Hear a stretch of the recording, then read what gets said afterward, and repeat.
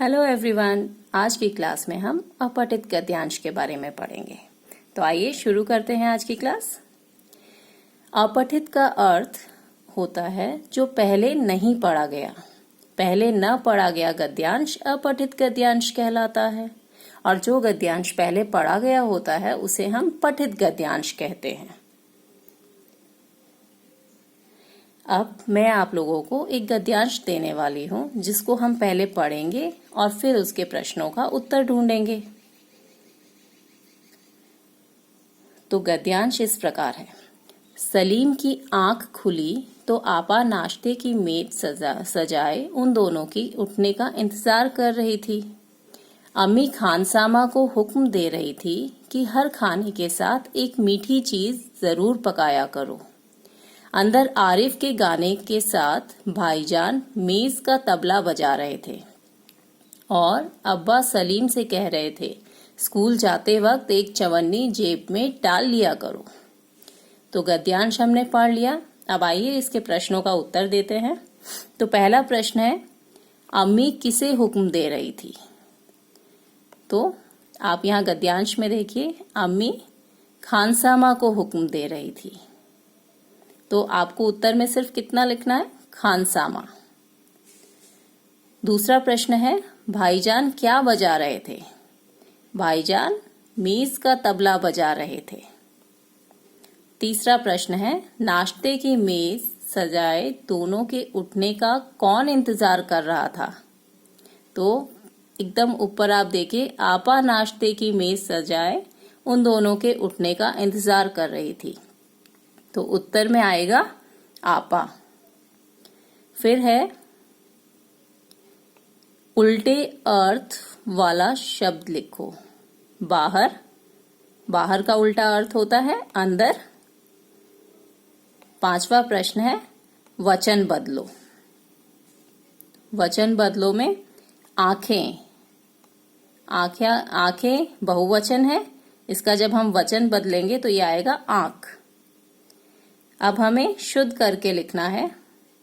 यहाँ पे अबा लिखा है, तो आप इसी गद्यांश में से इसका सही ढूंढेंगे। आप यहाँ पे देखिए, यहाँ पर सही से अब्बा लिखा हुआ है। ये सब आपको गद्यांश में ही मिल जाएगा।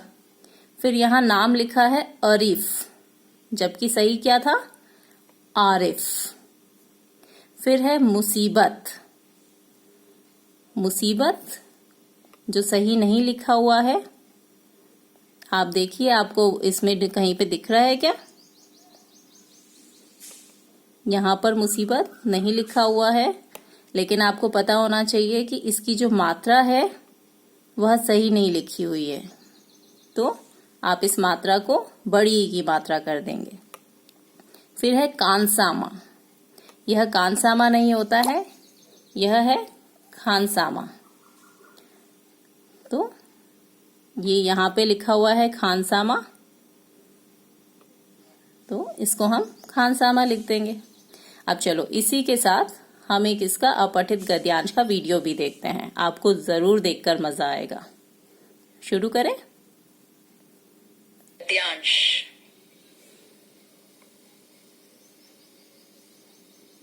प्यारे बच्चों, आज मैं आपको अपठित गद्यांश में पूछे गए प्रश्नों के उत्तर देना सिखाऊंगी। क्या आप जानते हैं कि अपठित गद्यांश किसे कहते हैं? नहीं? तो सुनिए। अपठित का मतलब है जो पहले से पढ़ा ना हो। इस तरह अपठित गद्यांश का अर्थ हुआ गद्य का वह भाग जो पहले पढ़ा ना हो।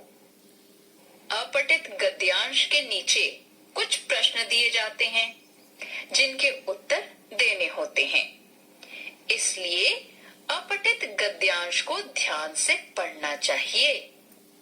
पढ़कर उसका अर्थ समझना चाहिए कि उसमें कौन कौन सी बातें कही गई हैं।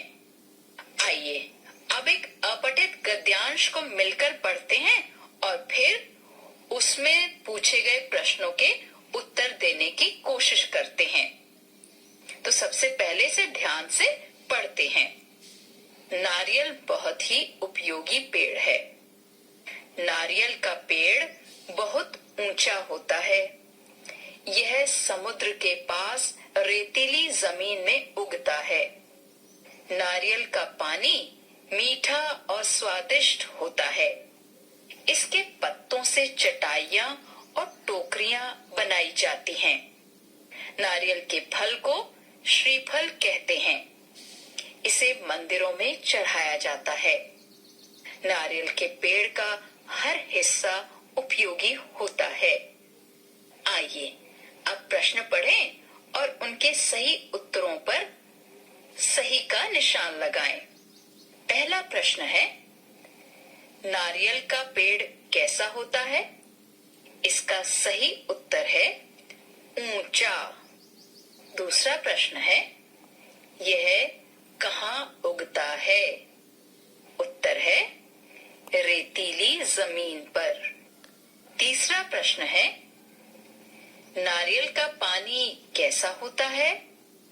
उत्तर है मीठा।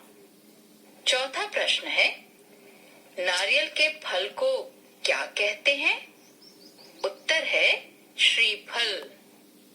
क्यों बच्चों, आसान लगा ना? सभी प्रश्नों के उत्तर गद्यांश में ही तो होते हैं। बस गद्यांश को ध्यान से पढ़ने की जरूरत होती है। आई होप बच्चों आज की इस वीडियो को देखने के बाद आपको यह अपठित गद्यांश बहुत अच्छे से क्लियर हो गया होगा। तो अब हम अपनी नई क्लास में मिलते हैं नए टॉपिक के साथ। तब तक के लिए धन्यवाद।